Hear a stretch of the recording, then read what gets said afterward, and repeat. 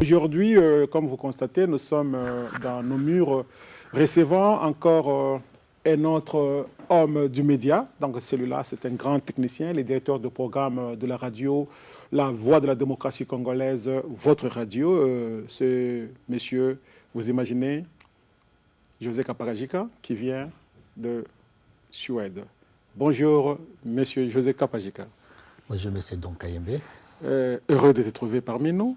Bien sûr. Comment se porte la voix de la démocratie congolaise en Europe et à Stockholm? En ce qui s'agit de la santé de la voix de la démocratie congolaise, il n'y a pas de commentaires à faire là-dessus. D'ailleurs, c'est l'une des raisons qui nous a emmenés ici à New York pour ce travail. Au niveau de l'Europe, la voix de la démocratie congolaise se porte à merveille. Bien. Alors, quel est l'objet de votre visite ici aux États-Unis où votre radio est basée avec Don Kayembe? Oui, comme je venais de le dire au début, que c'est l'une des raisons de notre visite. Si nous sommes ici à New York, c'est dans le cadre de travail. Nous nous sommes dit avec l'administrateur Don Kayembe, qui est aujourd'hui le présentateur de l'émission, que nous devons faire la voix de la démocratie congolaise à une radio-télévision différente des autres au niveau du média de la diaspora. C'est ce qui nous a amené d'être ici. On avait des séances de travail à faire avec les gens de Cisco, parce que nous nous sommes décidés à ce que la voix de la démocratie congolaise, cette fois-ci, ne se limite pas seulement au niveau de la radio-télévision comme telle, mais nous introduisons dans nos programmes aussi les vidéoconférences en direct, surtout pour aider les collaborateurs qui sont en Afrique, qui travaillent avec nous. Ok. Bien, alors revenons maintenant à notre mission. Nous voulons parler du Congo. La République démocratique du Congo en particulier a beaucoup de problèmes. Vous êtes dans le média, mais nous vous connaissons comme un homme politique. Vous avez été avec l'UDPS et j'estime que vous êtes encore dans l'UDPS. Nous avons connu des élections et aujourd'hui, la situation est dans l'opposition et ceux qui sont aux affaires semblent être ballottants. Que dites-vous de la politique congolaise et surtout vous en tant que l'acteur politique aussi? Merci beaucoup, Don Kayembe. Je crois que je ne mettrai pas ma langue dans ma poche par rapport à l'UDPS. L'UDPS, c'est un parti qui m'a vu vraiment grandir et que j'ai vu aussi naître. Nous sommes parmi les jeunes gens qui ont milité au sein de l'UDPS, aux côtés des hommes politiques et à l'instar de Paul Capita. C'est surtout lui, l'une des personnes qui m'avait beaucoup encadré, avec qui j'ai travaillé. Il m'a orienté dans la politique au sein de l'UDPS et nous avons connu ensemble l'évolution de ce parti depuis la lettre des 13 parlementaires de 52 pages à la création de l'UDPS en 1982. Nous avons vu l'UDPS évoluer avec une présidence collégiale dont jusqu'aujourd'hui je garde en mémoire comme l'unique président de l'UDPS qui m'a marqué moi par rapport à la gestion de l'UDPS, que son âme repose en paix, le frère Frédéric Kibasa, qui a géré l'UDPS pendant un bon moment. Et la gestion de l'UDPS au moment de Kibasa, c'était vraiment une gestion qui était irréprochable. Orthodoxe. Mais après tous ces temps, lorsqu'il y a eu tout ce qu'il y a eu que vous connaissez, certainement, il y a eu qu'un seul membre du collège des fondateurs qui était resté comme collège du collège qui dirigeait, collégial qui présidait le parti, c'est la personne du président national Étienne Tshisekedi. Le président du parti, pas le président national. Non, moi je sais, le président national de l'UDPS, Étienne Tshisekedi. S'il est président du parti, c'est aujourd'hui qu'il est président du parti. Mais les statuts de l'UDPS sur lesquels moi je peux me référer, il n'y avait pas de président du parti, il y avait le président national, parce que la présidence était collégiale. Vous savez, il y a eu des troubles, il y a eu des départs, il y a eu des mésententes. Et moi, j'ai tiré aussi mes revers par rapport à cette situation. Et surtout par rapport à la situation politique sur le terrain, je ne croyais plus à la lutte non violente parce que j'ai compris que pour se faire entendre, au Congo, il faut être violent, il faut avoir des armes, et raison pour laquelle je me suis rallié à une personne qui dirigeait un mouvement politico-militaire, à la personne d'Alphonse Thioye Moufonkol. Je m'excuse surtout d'avoir utilisé le nom d'Alphonse, non parce que lui n'aime plus, il n'accepte plus ce nom-là pour des raisons qui lui sont personnelles, et d'ailleurs que j'apprécie et j'appuie aussi et je partage les raisons. Donc je suis avec Moufonkol Thioye dans les RAP, les rassemblements politiques, les rassemblements pour l'alternative politique en RDC, un mouvement politico-militaire. Enfin, essayez un peu d'être concret, monsieur José Kapajika. Depuis 1996, 96 pour les Belges, Laurent Kabila est venu avec les armes. La situation ne semble pas s'améliorer.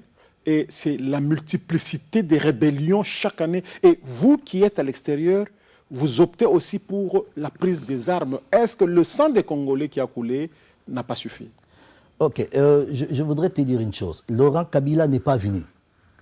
Laurent Désiré Kabila n'est pas venu. Il y a eu un chien de garde qui a été dans les sacs des autres.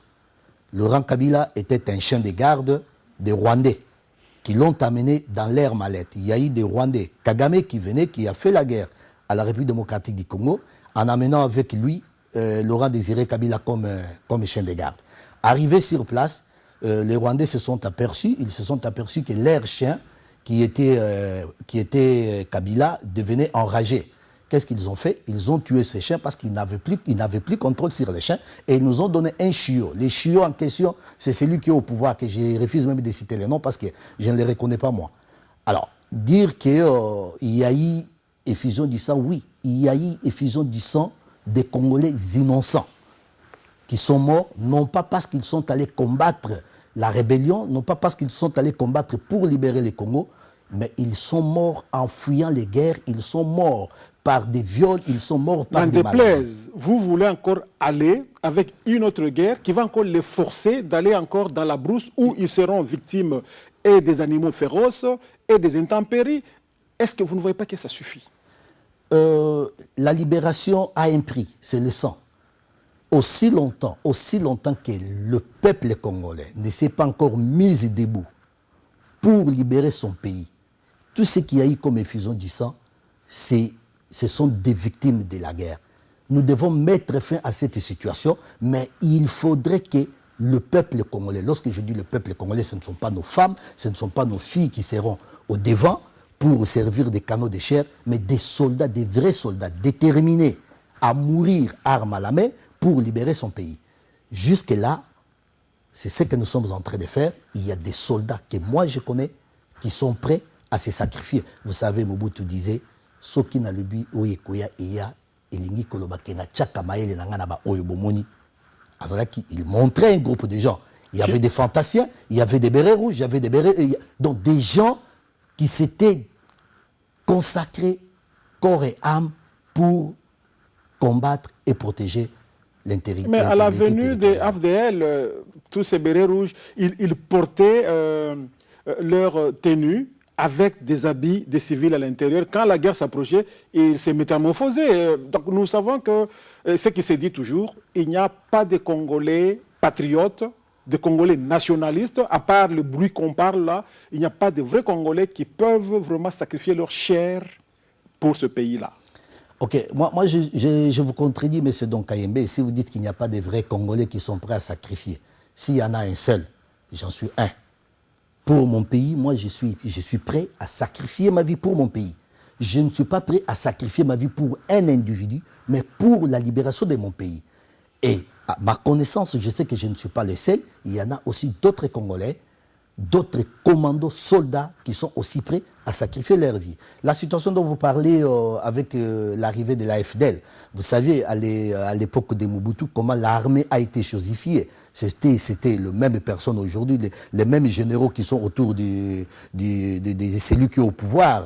Ce sont les mêmes généraux qui prenaient tout ce qu'il y avait comme collation des militaires, tout ce qu'il y avait comme matériel militaire. J'en connais même des généraux qui prenaient des moteurs de chars de combat pour mettre dans leurs bateaux. Si l'armée n'a pas combattu, ce n'est pas parce que l'armée n'avait pas de personnes. Non, il y avait des gens, mais c'était une armée qui était mal équipée à l'avantage d'une division ou d'une brigade qui était la division spéciale présidentielle ou comme vous le savez. Donc ce n'est pas quelque chose. Mais c'est une histoire qui est passée. Maintenant, nous avons anguille sous roche, nous avons un problème qui est au devant de nous, c'est libérer notre pays, un pays qui n'a jamais été libéré, un pays qui n'a jamais été indépendant. Aujourd'hui, le peuple congolais, nous sommes chosifiés, nous sommes les dindons de la farce de toute la communauté africaine. Nous ne pouvons pas accepter cette histoire. Encore et toujours, faut-il aller prendre les armes pour récupérer ce pays? Puisqu'il y a un processus qui a été amorcé depuis 2006 qui a vu beaucoup d'argent dépensé, c'est-à-dire le processus démocratique. Nous avons vu les élections qui sont tenues 2 fois. Est-ce que ça ne peut pas vous inspirer, vous qui avez vécu, ou vous qui vivez encore ici à l'étranger, dans des pays démocratiques comme l'Oued?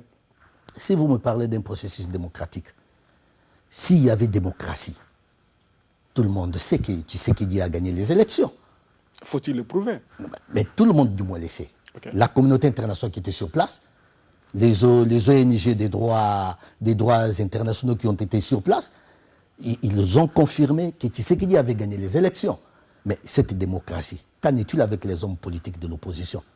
Ils sont arrêtés, ils sont bâillonnés, ils sont tués, personne n'en parle. Mais le problème Et c'est ça la démocratie? Mais le problème est que quand vous prenez le pouvoir par les armes, vous n'allez pas partir. Vous chercherez à vous cramponner, non? Comme Mobutu le disait, j'ai failli laisser ma peau à cause de cette lutte. Est-ce que vous n'allez pas faire la même chose? C'est encore une autre paire de manches. Il faut d'abord commencer par libérer le pays. Le peuple congolais n'est plus un peuple dupe d'avant 1960. Libérer le pays de la main de qui? De l'occupant. Quel occupant? Puisque ce sont les Congolais qui sont au pouvoir. Non, ce ne sont pas les Congolais. Ça, vous me le dites. Mais vous savez, ceux qui sont là, ce ne sont que des marionnettes. Ils sont Congolais. Ce sont des marionnettes. Ce sont des marionnettes. Sont Congolais le pouvoir, aujourd'hui, d'abord, il faut que le peuple congolais commence par déterminer qui est l'adversaire du peuple congolais. L'adversaire, ce ne sont pas les Congolais qui sont au pouvoir. Ceux qui sont au pouvoir, ils sont là pour servir un groupe de gens. C'est la communauté internationale, c'est connu de tout le monde. Si nous avons un adversaire, c'est la communauté internationale. Alors, allez sur le champ où vous êtes, dans la communauté internationale, c'est là où vous vivez, allez vous battre contre ces phénomènes que nous appelons combattants. Donc c'est un phénomène qui a bien commencé et ils ont fait retentir leur voix. Et aujourd'hui, c'est une guerre incessante. Donc quand vous bougez un peu, collabo, vous toussez, collabo, finalement, ça dilué cette vigueur. Non, là, vous mélangez 2 sujets, le sujet des combattants et le sujet de la même chose. Non, c'est la libération du pays. Le sujet des combattants et le sujet de la libération du Congo, nous parlons sur 2 points qui semblent libération du pays. Opposés. D'abord, je reviens sur le premier point. Tout le monde sait, si vous ne le saviez pas, il y a une personne qui a fait une théorie qu'il appelle la théorie du chien, la théorie du maître et du chien. C'est à la personne du président du rap, M. Alphonse Thioye Moufonkol. Une fois de plus, je m'excuse pour Alphonse Thioye Moufonkol. Alors c'est son nom parce que vous l'avez répété plusieurs fois. Non, je l'ai connu avec ce nom-là depuis très longtemps. Il s'est décidé de ne plus l'avoir. Écoute, José, peut-être ce que je chercherai, c'est qu'on fasse, ce n'est pas parler du rap, plutôt du Congo. Nous parlons de la libération du Congo. Quand nous devons faire rap, c'est comme si nous cessions à faire prévaloir un parti politique. Excusez-moi. Mon problème, c'est celui-ci. La libération du Congo constitue à la lutte des Congolais qui se disent, puisque la démonstration jusque-là prouvait que le pays est sous occupation, n'a pas encore été plausible. Vous dites que le pays est occupé par qui? Et maintenant, vous me dites que c'est la communauté internationale. Vous vivez à l'Occident, là où se trouvent les sièges de la communauté internationale. Pourquoi ne pas aller vers eux? C'est pas utiliser la diplomatie de proximité. Mais c'est donc. Ne pas parler du rap et parler de la libération, moi, en tant que membre du rap, je ne vois pas moi parler de la libération sans passer par l'idéologie de mon parti politique. Non, le problème, c'est que je dis, on ne parle pas de parti politique, on parle de la guerre globale. Si vous me demandez de parler de la libération du Congo comme combattant, je ne suis pas un combattant, moi. Non, tu es congolais. Je suis un homme politique. Tu es congolais. Je parle là en tant qu'homme politique. En tant que congolais. Pas en tant que les combattants sont les Congolais. Pas en tant que politicien. Je parle en tant qu'homme politique et non pas ces politiciens qui sont devenus politiciens par la magie de l'Internet. Non, moi je suis politicien. Si je dois Politicien parler ou homme politique? homme politique, si je dois parler du Congo, je dois parler du Congo par rapport à l'idéologie de mon parti politique qui dit la libération du Congo est au bout du fusil. Oui, ce que nous disons, il y aura une émission peut-être sur le rap. On l'a fait avec le président Thioyo Moufankol à maintes reprises sur la radio. Maintenant, si nous sommes sur ce plateau, nous voulons parler du Congo, pas de parti politique. Parlons un peu d'une guerre globale des Congolais. Vous avez dit ce qu'a été la phase, la force armée zaïroise de Mobutu, ou du Zaïre à l'époque. Et nous sommes allés dans l'AFDEL, qui est venu les faire partir sans moindre effort.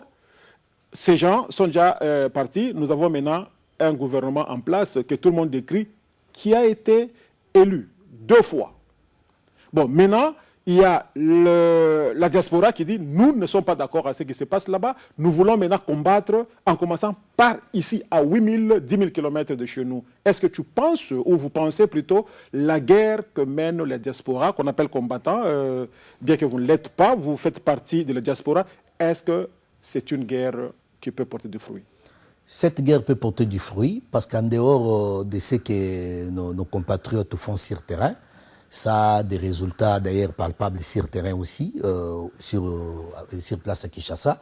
Nous aussi, en tant que mouvement politique, ce que nous faisons sur le pays, nous avons des éléments, nous avons des équipes qui travaillent avec nous sur terrain et nous sommes en collaboration, en contact permanent avec ces gens-là. Ce n'est pas la place où je vais divulguer les stratégies pour dire que nous allons faire ceci demain. Et tout le monde dit ça, mais on ne voit toujours rien. Une guerre, on sait lorsqu'on la commence, on ne sait pas lorsqu'on la finit. Même Mouzé Kabila lui-même l'a dit, cette guerre sera longue, très longue et populaire. Mais elle ne l'est pas malheureusement. Ah, bon, lui il est parti, mais la guerre continue.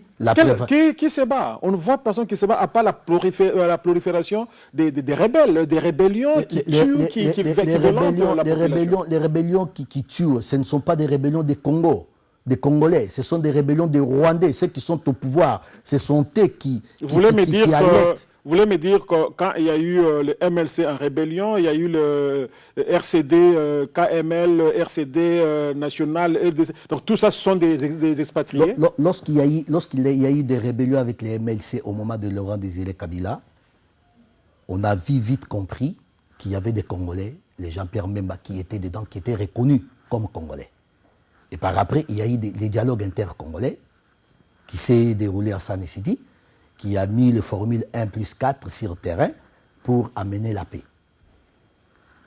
Les politiciens ou les hommes politiques qui étaient à San City, ils ont accordé la nationalité congolaise à toute personne qui était dans ces dialogues sans tenir compte d'où ils venaient. Ce sont ces mêmes personnes, des nationalités douteuses, qui sont retournées aujourd'hui dans la rébellion avec les armes financées par les Rwandais et l'Ouganda pour agresser, attaquer les Congos. Donc moi je trouve très mal si vous nous dites que les Congolais doivent combattre, les Congolais doivent être forts, aussi longtemps que nous sommes victimes d'une agression étrangère qui est alimentée par nos pays voisins. Donc, ce que nous sommes en train de faire, d'abord, c'est de faire partir la personne qui détient le pouvoir, qui alimente les rébellions en question, la personne qui donne des armes. Je vous donnerai un exemple. Vous avez suivi ce qui s'est passé au Katanga, il n'y a même pas 3 semaines, avec les Bakata Katanga. Tous ces gens ont été arrêtés et amenés manu militari pendant qu'ils sont entrés de même dans la ville de Lubumbashi.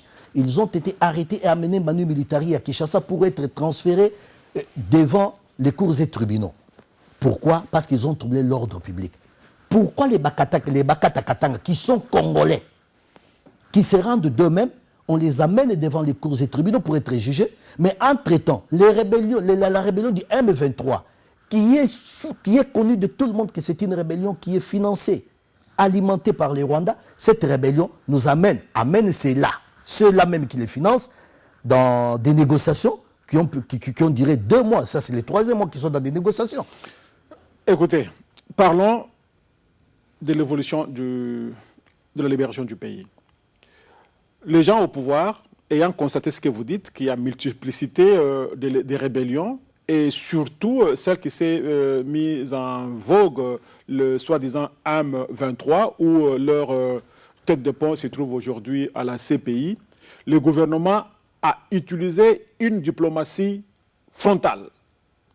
Ils se sont retrouvés à Kampala.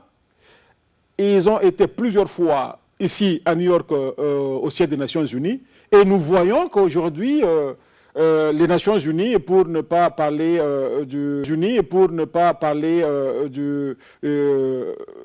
le Conseil de sécurité, qui ont opté pour avoir maintenant une force d'interposition pour en finir, et cela une fois pour toutes, avec cette rébellion qui pullule dans l'est du pays. Mais ce dont vous savez, les conseils de sécurité des Nations Unies, ils doivent avoir honte.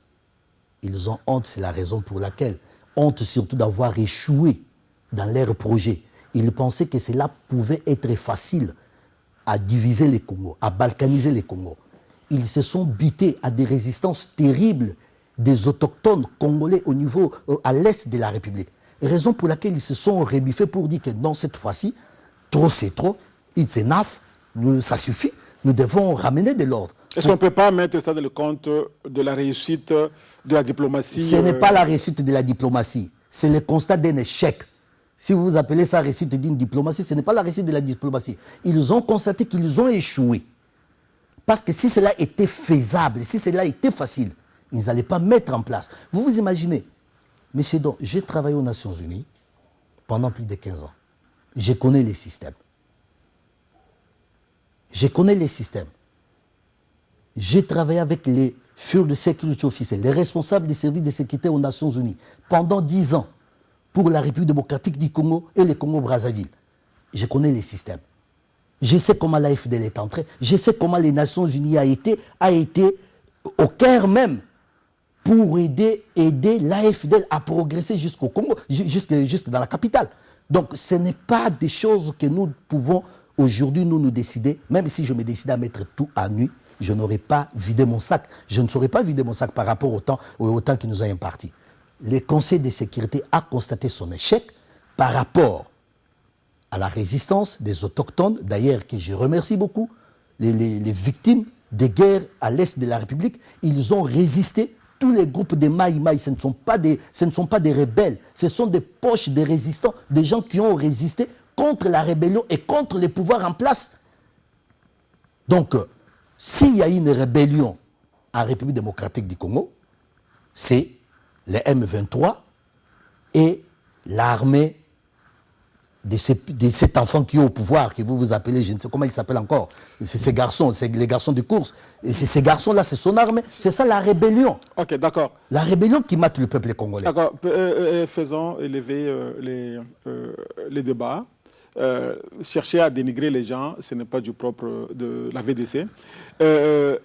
Parlons de Tanganda, qui est aujourd'hui à la CPI. Est-ce que c'est une nouvelle donne? Est-ce que ça peut faire évaluer la situation au pays? Moi, je crois que parler de ce monsieur rwandais qui se dit congolais, c'est un passe-temps pour moi, c'est une distraction. On doit parler puisque c'est une situation réelle qu'on appelle un grain de sable dans la sauce. C'est ça le problème avec les Congolais. Quand il y a un problème réel, non, je ne peux pas parler de ça, c'est trop bas. Mais c'est ça le problème. Il faut parler de ça et trouver une solution à ça. Vous savez, avant Bosco Tanganda, il y a eu Kunda Batware. Non, nous parlons de Bosco Tanganda. Avant qu'on y arrive, avant Bosco Tanganda, il y a eu Kunda Batware que tout le monde connaît. Il y a eu un mandat d'arrêt international qui a été lancé contre Kunda Batware. Aujourd'hui, ce monsieur-là, il vit à Kigali, dans une résidence où il est nourri chaque mois. Les gouvernements congolais, les gouvernements de mon pays payent au gouvernement rwandais 250 000 $ pour nourrir ces rebelles. La personne qui a tué nos femmes, nos sœurs, nos enfants, nos frères, il est nourri par l'argent du contribuable congolais à Kigali.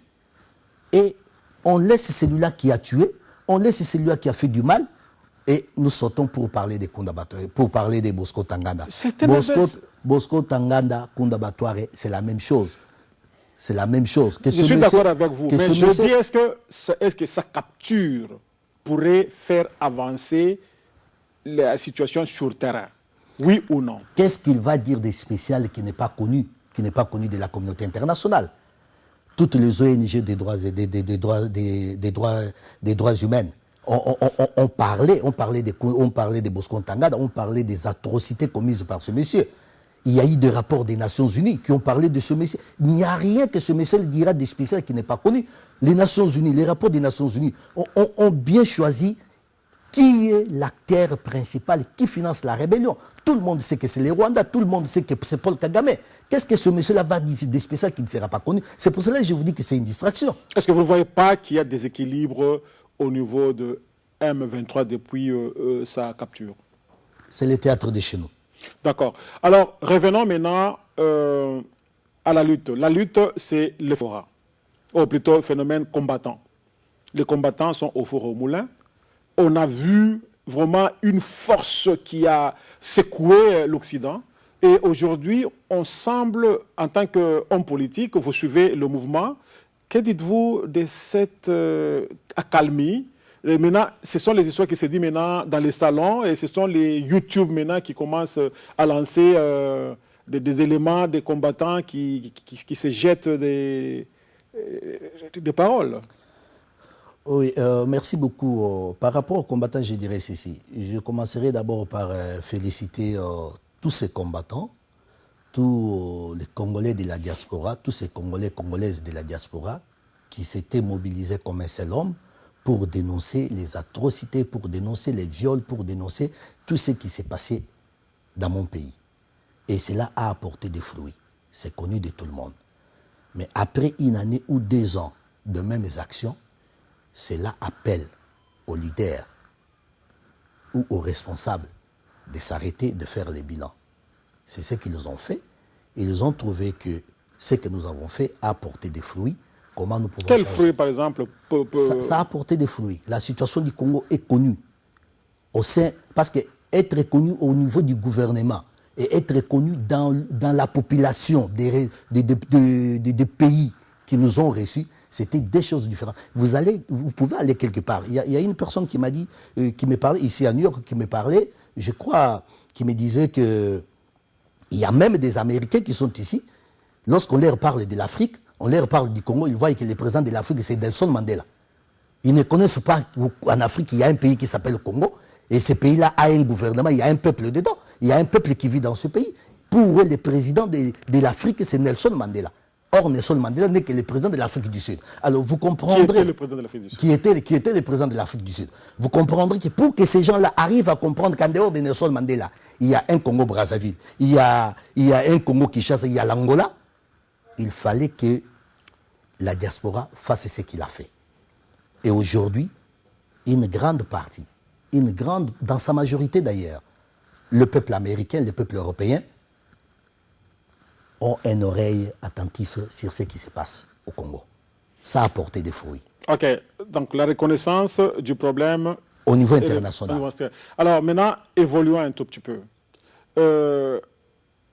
La situation qui se vit actuellement au pays, nous avons vu d'ici novembre, sera 2 ans jour pour jour que le gouvernement en place et le président Kabila sont au pouvoir. Et faut-il continuer à vivre cette utopie de créer la guerre pour renverser le gouvernement qui, tant bien que mal, fait des actions, comme on nous dit par les médias locaux? Vous parlez qu'il est au pouvoir. Il est au pouvoir par quel moyen? Par la force ou par les élections? C'est là où il y a problème. Il n'a pas été élu. Tout le monde le sait. Il n'a pas été élu.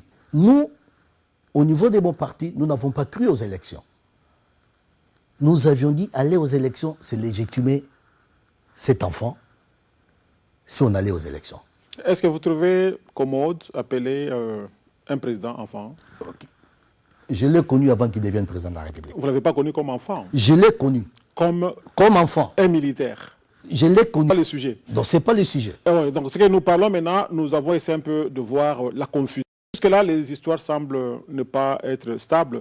Parlons de ce qu'il faut faire pour que ce pays-là, aujourd'hui, soit viable, soit accepté par tous. Qu'est-ce qu'il faut faire concrètement, à part les armes, que les gens lucides comme moi, je n'opte jamais pour la guerre, et avec toute modestie, je voudrais que le pays avance. Puisque toute guerre, tout ce qu'on fait comme brouhaha, ça bloque le développement du pays, ça bloque l'avancement du pays. Mais le pays doit avancer, puisque nous crions, nous faisons ceci, mais concrètement, il n'y a rien qui s'est fait. La population est en train de souffrir davantage. Que faut-il faire pour que demain ou après-demain, nous puissions trouver la paix? Il y a des alternatives. Il y a des solutions. Et ne parlez pas de la guerre, s'il vous plaît. Non, il y a des solutions. Il y a des solutions. La première, si je dois aller selon votre entendement, selon votre désir, est la suivante. C'est là, ceux-là qui ont fait de Kabila ce qu'il est devenu aujourd'hui, qu'ils viennent le prendre et le ramener chez eux. Nous laisser seuls gérer notre pays. Nous sommes Congolais, enfants d'une même famille. Si nous nous battons entre nous Congolais, ça n'a rien à voir avec les conseils de sécurité. Même dans l'organisation des conseils de sécurité, les conseils de sécurité des Nations Unies n'a pas droit d'intervenir dans des conflits. Dites-nous ce qu'il faut faire. Non, les conseils de sécurité n'ont pas droit d'intervenir dans des conflits nationaux. S'il intervient, cela veut dire qu'il y a une main étrangère à l'intérieur. On a vu quand même... Est-ce que je peux continuer? Non, il faut donnez-moi une minute et je vais en donner D'accord. ça. Quand vous dites qu'ils ne peuvent pas intervenir, nous avons vu intervenir en Côte d'Ivoire, ils ont été au Soudan, actuellement... Si vous parlez de la Côte d'Ivoire, vous avez suivi le procès de Laurent Gbagbo, fils de Koudjou? Vous avez suivi son procès au niveau de la CPI? Qu'y a-t-il? C'est pour dire que cette Qu'y a-t-il dans ce procès-là d'extraordinaire? La communauté internationale, lorsqu'il intervient, c'est juste pour tirer les draps de son côté. Il n'intervient pas pour l'intérêt du peuple. La communauté internationale n'a pas intervenu en Côte d'Ivoire pour l'intérêt du peuple ivoirien. Il a intervenu en Côte d'Ivoire pour soutenir une personne qui défend leurs intérêts, qui est connue, Alassane Dramane Ouattara. C'est connu de tout le monde. Même s'il y a des Ivoiriens qui sont naïfs, qui ne voient que leurs intérêts, c'est leurs droits. Ça, c'est la politique ivoirienne. Mais à ce qu'il s'agit de mon pays, que ces gens-là, qu'ils viennent prendre leur chien de garde, parce qu'il n'est qu'un chien de garde, qu'ils viennent prendre leur chien de garde, comme ils l'avaient amené, et les ramener chez eux, nous laisser, nous, Congolais.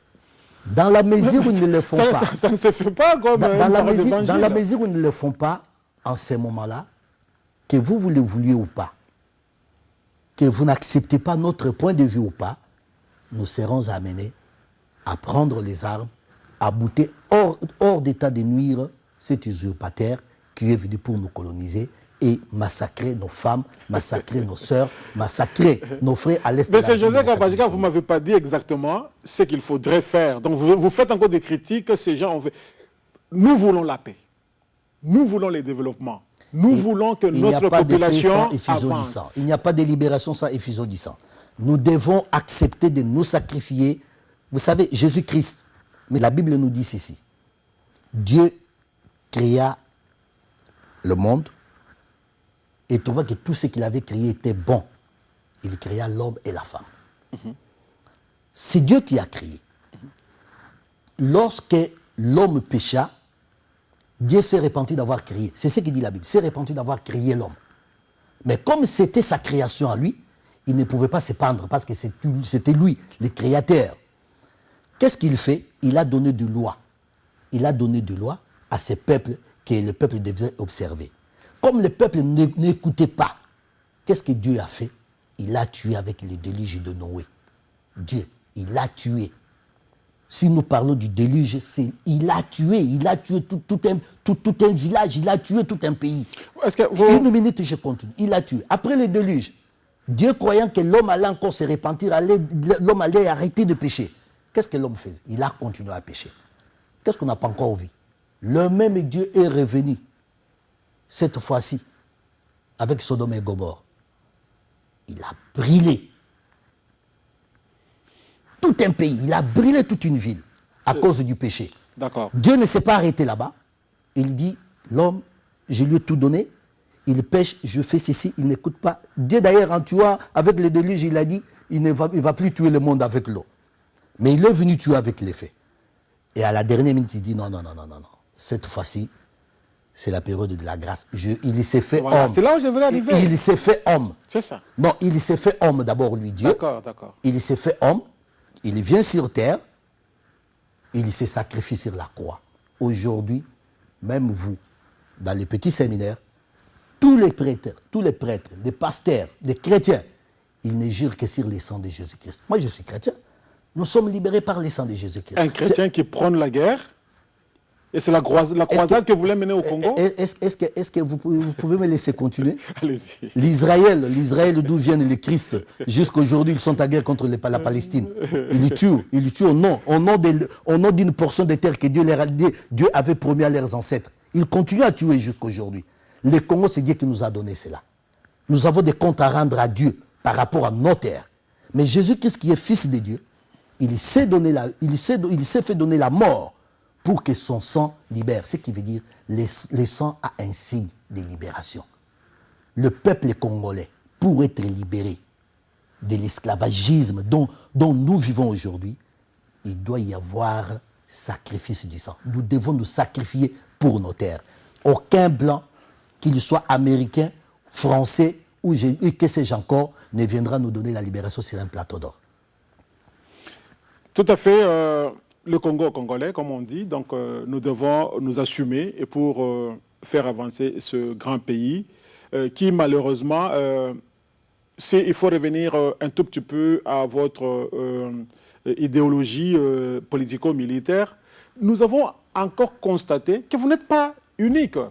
Et la peur est que si jamais vous avancez, vous arrivez à la porte de Kinshasa, et vous ne serez pas le seul à revendiquer la victoire, puisqu'il y a beaucoup de gens qui se disent, ils sont en brousse, ils sont de ces côtés. Donc tout le monde va encore converger vers Kinshasa, et ça sera encore une autre guerre qui va déclencher, à l'instar de AFDL, qui est venu avec tous ces conglomérats de gens. Aujourd'hui, ils se sont encore rétractés dans leur camp, et c'est encore une rébellion, c'est encore une fois une guerre qui a recommencé. Vous parlez de l'AFDL. L'AFDL c'était pas des Congolais. L'AFDL a été composée à grande majorité par nos envahisseurs, les Rwandais. Que vous avez soutenu que Mobutu parte d'abord. Lorsqu'il venait, oui.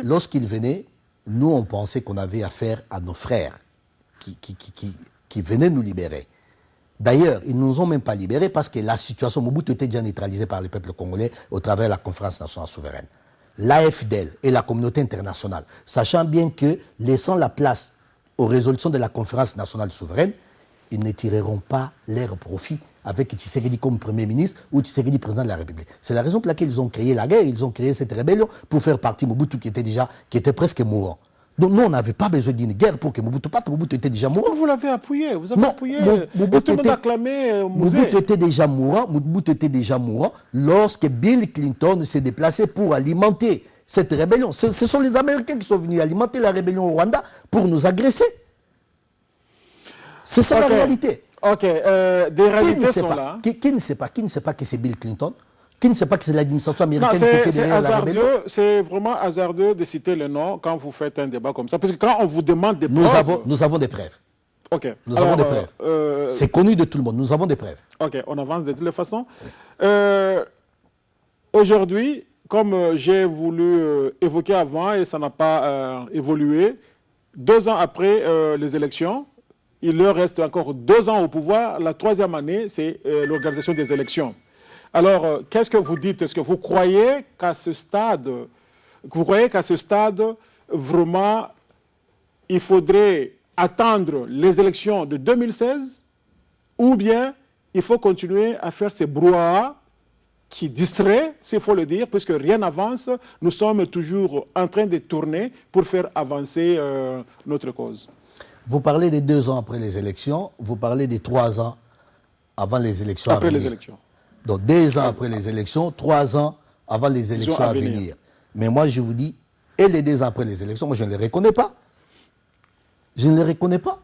Parce que les élections qui ont eu lieu, soi-disant élections qui ont eu lieu, n'ont pas été respectées.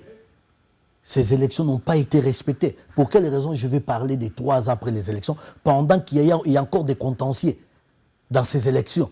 Donc ces élections, moi je ne crois même pas ces élections. C'est effectivement ça le problème de l'intellectuel congolais. La réalité est en face, il faut spéculer. Mais est-ce que Kabila n'a pas fait 2 ans au pouvoir? Bientôt là, il aura 2 ans au pouvoir avec le second mandat. Est-ce qu'il ne reste pas 3 ans? Il reste 3 ans pour arriver. Mais qu'est-ce qu'il faut faire dans l'intérim? Chacun a spéculé. Moi, je ne crois pas, je ne crois pas. C'est votre légitimité. Mais qu'est-ce qu'il faut faire? Je ne spécule pas, Oui. parce que je n'ai jamais cru aux élections. Mais la situation est là. Pour moi, Oui. ce n'est pas une personne qui est là pour avoir gagné les élections. Il est là par la force des armes. Donc je ne peux pas parler de 2 ans après les élections, 3 ans avant les élections à venir. Donc pour moi, ces élections n'ont pas eu lieu. C'est la continuité de cette personne qui est au pouvoir d'une manière illégale. Il est là par la force des armes. Ok, José, je sens votre vigueur en tant qu'homme politique. Vous dites que vous n'êtes pas politicien, vous êtes homme politique. Je sens la maîtrise de la matière congolaise. Nous tendons vers la fin de notre émission. Revenons à la VDC.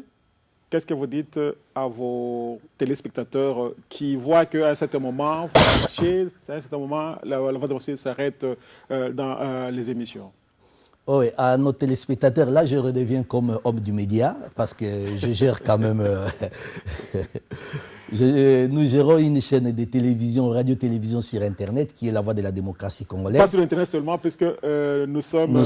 Nous émettons aussi sur une chaîne américaine. D'ailleurs, il y a des gens qui nous suivent en live ici aux États-Unis, que nous saluons d'ailleurs tous ceux qui nous suivent en live. Vous savez, la voix de la démocratie congolaise, c'est une chaîne de télévision qui a vu ses jours dans des situations difficiles. Nous avions tenu. Nous fonctionnons avec nos moyens de bord. Ce qui fait qu'aujourd'hui, notre radio-télévision est reconnue officiellement auprès des instances de l'ONU, comme à l'instar de la radio Okapi. Nous continuons à travailler pour vous donner le meilleur de nous-mêmes, pour que notre radio-télévision devienne numérique et émettre sur satellite. Nous vous demanderons toujours de rester branchés et de nous suivre. Certainement, vous ne serez pas dessus. Ok, en tout cas, merci beaucoup, M. José Kapajika, d'avoir visité la maison mère, la voix de la démocratie congolaise à New York, avec votre ami de tous les temps, Tonton Kayembe. Merci d'être venu, merci d'être dans ce studio aujourd'hui. Et à vous, chers téléspectateurs, nous disons un grand merci d'être toujours fidèles à la voix de la démocratie congolaise, qui ne manquera jamais à vous satisfaire. Tozo Likolo. J'espère que nous allons faire Biloko Moto. Merci, à la prochaine. Donc, Kayembe. Merci.